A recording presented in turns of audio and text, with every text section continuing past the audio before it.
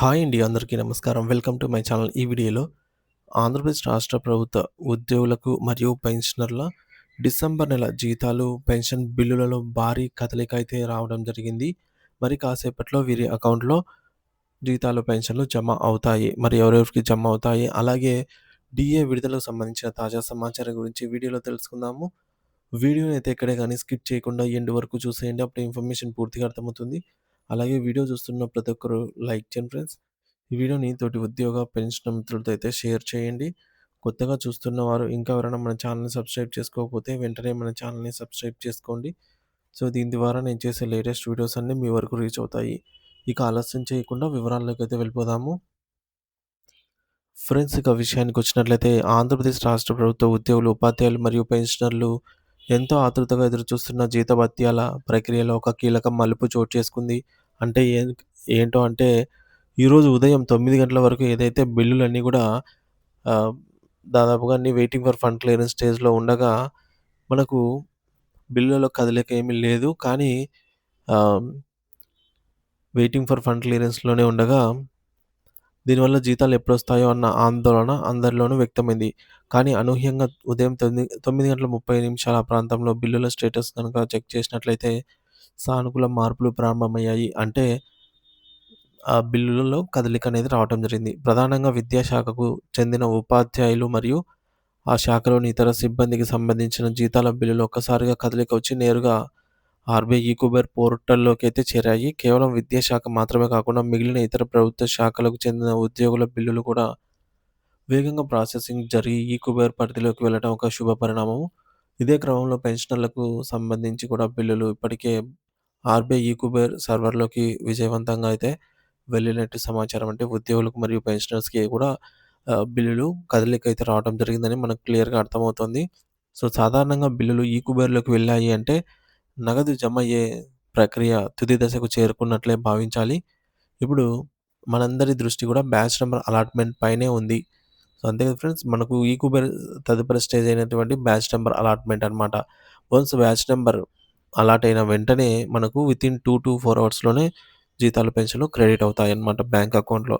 ఒకసారి ఈకుబేర్ ద్వారా వీటిని బ్యాచ్ నంబర్ కేటాయించబడితే, ఆ వెంటనే బ్యాంకుల నుంచి లబ్ధిదారుల వ్యక్తిగత ఖాతాలకు నగదు బదిలీ అనేది మొదలవుతుంది.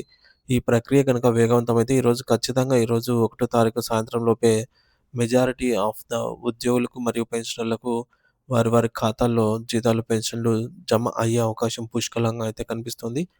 రాష్ట్ర వ్యాప్తంగా ఉన్న లక్షలాది మంది వేచి చూస్తున్న తరుణంలో జీతాల, పెన్షన్‌ల కోసం ఈ కదలిక కొంత ఊరటనిచ్చే అంశంగా అయితే ఉంది. ప్రస్తుతానికి పరిస్థితి అయితే ఆశాజనకంగానే ఉంది.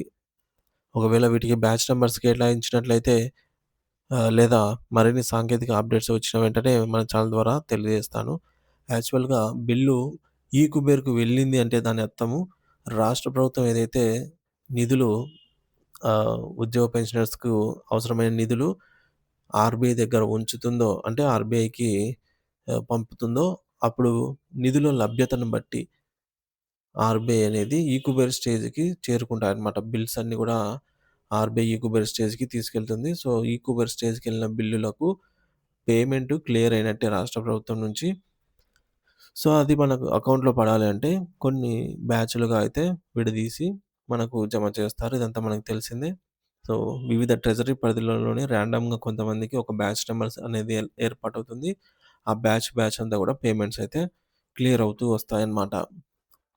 సో, మళ్ళీ మనకు ఏమైనా అప్డేట్ వచ్చినట్లయితే జీతాలు, పెన్షన్‌లకు సంబంధించి సో, ఎవరికైనా జమ అయినట్టు మన మిత్రులు తెలియజేసినా సరే వెంటనే ఆ అప్డేట్ అయితే మన ఛానల్ ద్వారా అందిస్తూనే ఉంటాను. ఇక డీఏ విషయానికొచ్చినట్లయితే ఆంధ్రప్రదేశ్ రాష్ట్ర ప్రభుత్వ సీపీఎస్ ఉద్యోగులు ఎంతో కాలంగా ఎదురుచూస్తున్న కరువు భత్యం డీఏ బకాయిలకు సంబంధించి ఇప్పుడొక కీలకమైన అప్డేట్ అయితే వచ్చింది. అందులో భాగంగా గత కొంతకాలంగా ఏపీ సీపీఎస్ ఎంప్లాయీస్ అసోసియేషన్ ఆధ్వర్యంలో ఉద్యోగుల సమస్యలపై అలుపెరగని పోరాటం సాగుతున్న సంగతి మనందరికీ తెలిసిందే. ఈ పోరాటం ఫలితంగానే గతంలో ఫ్యామిలీ పెన్షన్ మరియు గ్రాట్యుటీ వంటి కీలక ప్రయోజనాలను సాధించుకోగలిగారు. ఇప్పుడు అదే స్ఫూర్తితో పెండింగ్‌లో ఉన్న డీఏ అరియర్‌ల సాధన కోసం న్యాయ పోరాటం తుది దశకైతే చేరుకుంది. ముఖ్యంగా సీపీఎస్ ఉద్యోగులకు రావాల్సిన డీఏ బకాయిల్లో కొన్నింటికి ఇప్పటికే ఇన్‌కమ్ టాక్స్ గూడా చెల్లించి ఉన్నారు. కానీ వాళ్ళకవి బకాయిలు రాలేదు.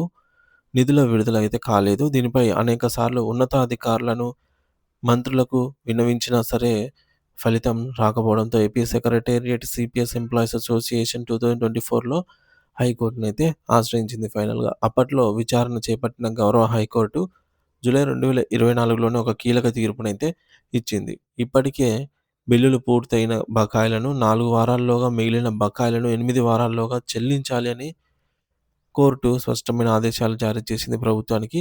అయితే ఆ ఆదేశాలొచ్చి ఏడాది గడిచినా గూడా ప్రభుత్వం నుంచి ఎటువంటి సానుకూల స్పందన రాకపోవడంతో ఉద్యోగుల సంఘం వెనక్కి తగ్గకుండా 2025 మే నెలలో కంటెంప్ట్ ఆఫ్ కోర్ట్ అంటే కోర్టు ధిక్కరణ కిందికొస్తుంది కాబట్టి, ఈ యొక్క కంటెంప్ట్ ఆఫ్ కోర్ట్ పిటిషన్‌ను దాఖలు చేసిందనమాట.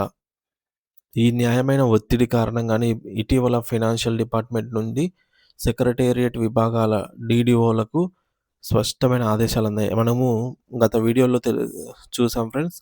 ఒక నోటిఫికేషన్ అయితే వచ్చింది. అందులో డీఏ అరియర్స్‌కి సంబంధించి బిల్లులు సీఎఫ్ఎంఎస్‌లో అప్‌లోడ్ చేయడానికి టేల్ అవైలబుల్ ఉంది.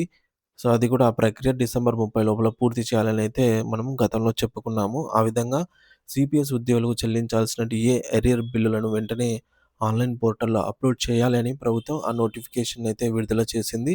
ఈ మేరకు సంబంధిత డీడీఓలు ఎవరైతే ఉన్నారో వారు ఆ బిల్లులను అప్‌లోడ్ చేయడము, టోకెన్ నంబర్ జనరేట్ చేయడం కూడా జరిగింది.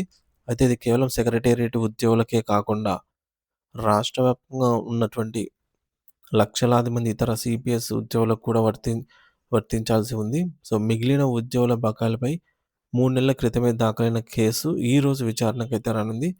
మరి ఈ అంశంపై ఏపీ సీపీఎస్ ఈఏ రాష్ట్ర అధ్యక్ష ప్రధాన కార్యదర్శులు బాజీ పఠాన్ మరియు కర్మి రాజేశ్వరరావు గారు మాట్లాడుతూ, నేటి కోర్టు విచారణ అత్యంత కీలకమని తెలియజేశారు. ఒకవేళ ఈరోజు హైకోర్టులో ఉద్యోగులకు అనుకూలంగా నిర్ణయం వెలువడితే రానున్న కొన్ని వారాల వ్యవధిలో బిల్లుల ప్రక్రియ పూర్తవుతుంది. ముఖ్యంగా ఏ అరియర్లకైతే ఇప్పటికే ఆదాయపు పన్ను చెల్లించబడి ఉందో వాటికి వెంటనే విడుదల చేయడానికి మార్గం అయితే సుగమం అవుతుంది అని అయితే చెప్పవచ్చు.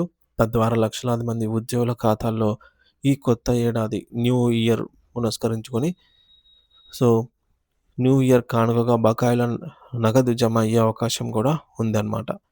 రాష్ట్ర వ్యాప్తంగా ఉన్న సిపిఎస్ ఉద్యోగులందరూ ఈ తీర్పు కోసం అయితే ఎంతో ఆశగా ఎదురుచూస్తున్నారు. కేవలం సెక్రటేరియట్ ఉద్యోగులకు మాత్రమే ప్రభుత్వం అయితే ఈ అవకాశాన్ని కల్పించింది. మరి దీనికి సంబంధించి కోర్టు నుంచి ఏ చిన్న అప్డేట్ వచ్చినా ఈరోజు జరగబోయే అటువంటి కోర్టు కీలక మలుపు ఏమైనా తీసుకుంటుందా? సో, తదుపరి చర్య ఏమి ఉండబోతుందనేది వివరాలు రాగానే వెంటనే మన ఛానల్ ద్వారా అయితే అందిస్తాను. సో, మన ఛానెల్‌ని ఇంకెవరైనా సబ్స్క్రైబ్ చేసుకోనట్లయితే వెంటనే సబ్స్క్రైబ్ చేసుకోండి. Thank you for watching this video.